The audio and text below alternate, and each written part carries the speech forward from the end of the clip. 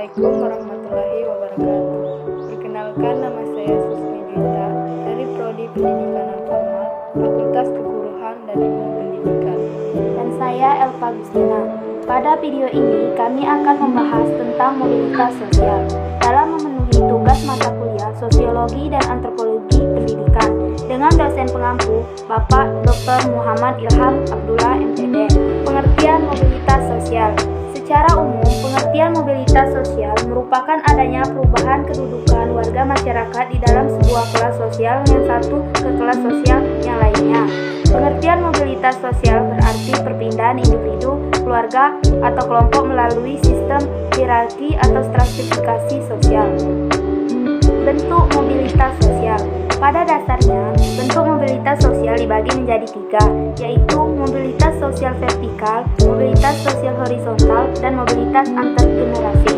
Yang pertama ada mobilitas sosial vertikal. Mobilitas sosial vertikal dibedakan menjadi mobilitas sosial vertikal ke atas dan mobilitas sosial vertikal ke bawah. Artinya, terdapat perpindahan status sosial yang terjadi bisa menjadi lebih tinggi atau lebih rendah. Yang pertama ada social climbing. Pengertian mobilitas sosial vertikal yaitu social vertical climbing ditandai dengan naiknya status sosial seseorang ke kedudukan yang lebih tinggi lagi atau terbentuknya suatu kelompok baru yang lebih tinggi daripada lapisan sosial yang sudah ada sebelumnya. Yang kedua ada social sinking. Proses penurunan status atau kedudukan sosial seseorang dari social sinking ini biasanya dari atas ke bawah. Alasannya terjadinya social sinking ini adalah terjadinya masa pensiun, turun jabatan, dipecat atau diberhentikan kerja, berhalangan melaksanakan tugas, dan lain sebagainya. Yang kedua ada mobilitas sosial horizontal.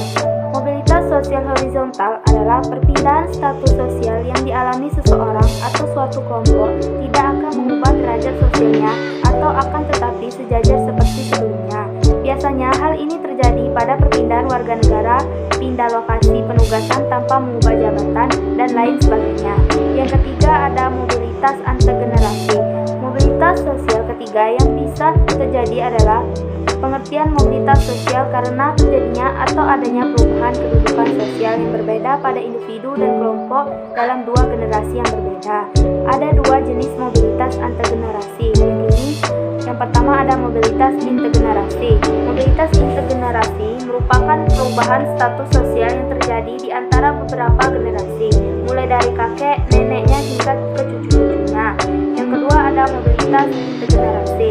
Mobilitas sosial intergenerasi merupakan perubahan status sosial yang terjadi di dalam satu generasi yang sama, misalnya dari ayah, ibu hingga ke anak-anaknya.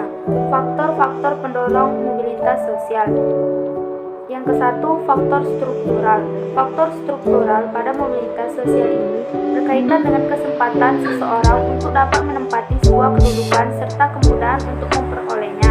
Di Indonesia, kesempatan untuk menempati atau adanya pengaruh faktor struktural ini cukup besar. Banyak orang memiliki kesempatan menempati jabatan yang lebih tinggi. Yang kedua, faktor individu. Faktor individu ini bisa dilihat dari segi sikap, pengetahuan dan keterampilan karena manusia lahir dengan sifat dan ciri khas masing-masing. Meski demikian, manusia memiliki keinginan yang sama untuk mencapai status sosial yang lebih tinggi. Yang ketiga, faktor ekonomi. Kondisi ekonomi yang baik membuat masyarakat mudah memperoleh modal, pendidikan, dan kesempatan yang lebih baik lainnya. Akan tetapi, jika kondisi ekonomi di suatu negara buruk, maka masyarakat akan memiliki pendapatan rendah atau terbatas, sehingga sangat sulit untuk masyarakat dapat memenuhi seluruh kebutuhan dan mobilitas sosialnya. Tidak akan bisa terjadi. Selanjutnya, 4. Faktor politik. Faktor politik menjadi pendorong mobilitas sosial karena situasi politik dari suatu negara yang stabil atau tidak akan mempengaruhi kondisi keamanannya. Tentu ada hubungannya dengan ketersediaan dan kemudahan dalam menjalankan aktivitas bahkan pekerjaan. Yang kelima, faktor kependudukan. Faktor kependudukan ini akan bertambah dari waktu ke waktu. Sayangnya, pertambahan tersebut bisa mempersempit lahan pemukiman dan bisa meningkatkan kemiskinan, sehingga besar kecilnya faktor kependudukan dunia jadi faktor utama terjadinya mobilitas sosial. Selanjutnya, faktor penghambat mobilitas sosial. Yang pertama, faktor diskriminasi. Faktor diskriminasi ini merupakan sikap yang membedakan perlakuan terhadap sesama karena adanya perbedaan di antaranya suku, ras, agama, dan golongan. Biasanya, faktor yang membedakan ini sangat berdampak besar dan mengakibatkan konflik yang kemudian menghambat mobilitas sosial. Yang kedua, faktor kemiskinan. Faktor kemiskinan juga mampu menghambat terjadinya mobilitas sosial. Masyarakat yang mengalami kemiskinan, bahkan kesulitan mencari penghasilan, juga otomatis akan sulit untuk mencapai status tertentu. Biasanya penyebab terjadinya faktor kemiskinan ini adalah tingkatan. Yang ketiga, faktor stereotip gender. Karakteristik yang membeda-bedakan jenis kelamin atau posisi sosial antara laki-laki dan perempuan. Banyak yang beranggapan bahwa derajat laki-laki lebih tinggi dibandingkan perempuan. Hal ini menjadikan mobilitas sosial juga terhambat. Membedakan gender akan menghalangi seseorang untuk berprestasi karena stereotip status sosial yang dinilai berbeda sehingga menghalangi seseorang untuk melakukan upaya dan melakukan mobilitas sosial agar mendapat status sosial yang lebih baik. Selanjutnya, dampak mobilitas sosial. Yang pertama, dampak positif dari mobilitas sosial. Terjadinya mobilitas sosial bisa berdampak positif bagi masyarakat sehingga pendorong sekaligus dapat mempercepat tingkat perubahan sosial ke arah yang lebih baik. Biasanya perubahan yang disertai dampak positif ini terjadi apabila adanya dukungan sumber daya manusia yang berkualitas. Salah satu cara yang bisa ditempuh adalah memperbaiki kualitas pendidikan. Yang kedua, pendidikan. Terjadinya mobilitas sosial juga berdampak positif bagi peningkatan integritas sosial seseorang atau suatu masyarakat. Terjadinya perubahan sosial yang terjadi tentunya mendapat respon yang berbeda-beda, baik ditanggapi sebagai sebuah tantangan atau ada pula yang merespon sebagai bentuk penerima yang berpengaruh pada integrasi pada masyarakat. Yang kedua, dampak negatif dari mobilitas sosial. Meski terjadinya perubahan sosial karena mobilitas sosial memiliki dampak positif, tak biasanya dipungkiri pasti ada dampak negatif yang terjadi. Yang pertama, salah satunya timbulnya konflik sosial. Konflik sosial bisa terjadi karena adanya mobilitas sosial.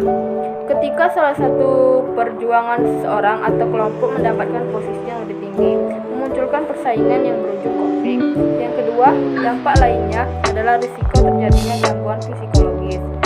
Tidak sedikit orang justru memahami kegelisahan ketika kehilangan jabatan atau jabatannya menurun dan menyebabkan gangguan psikologis. Bahkan, hal tersebut bisa membahayakan dirinya sendiri ketika kegelisahan tersebut menjadi stres berkepanjangan.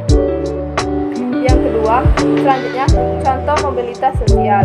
Contoh mobilitas sosial yang pertama adalah contoh mobilitas sosial vertikal. Mobilitas sosial vertikal ke atas atau yang disebut social climbing. Contohnya, ketika seorang karyawan di suatu perusahaan memiliki kinerja dan capaian yang baik terhadap pekerjaannya, ia mendapat kesempatan untuk diangkat menjadi kepala bagian, kemudian naik lagi ke manajer, sampai menempati posisi terbaik atau teratas di suatu perusahaan. Yang B, mobilitas sosial vertikal ke bawah atau yang disebut social sinking. Contohnya, ketika seorang pejabat menyalahgunakan wewenangnya selama menjabat dan akhirnya ia harus menelan pahitnya, yakni mendapat hukuman dan dengan diturunkannya pangkat atau jabatannya. Yang kedua, contoh mobilitas sosial horizontal.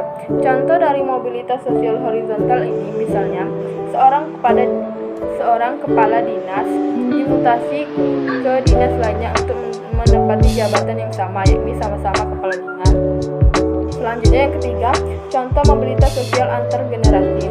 Ketika seorang anak lahir di keluarga petani berhasil menjadi seorang perusahaan di kota besar, sementara ayah dan ibu, sehingga ayah dan ibunya bahkan masih menjadi petani di desa tersebut.